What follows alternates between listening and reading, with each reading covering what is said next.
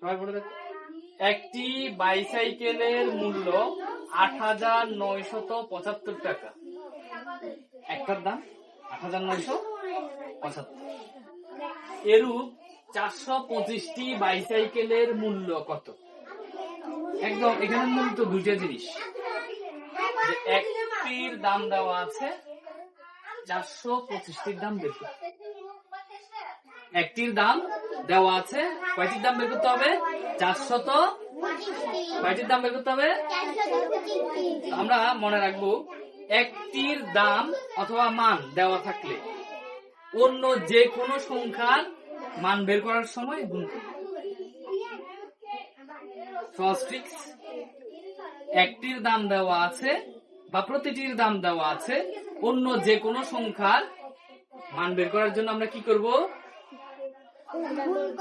আবার বলি, কি করব? পারবো সবাই? তাহলে আমরা এখন এখানে কি করবো? একটির দাম দেওয়া আছে, সুতরাং ৪২৫টির দাম বের করার জন্য কি করবো? তাহলে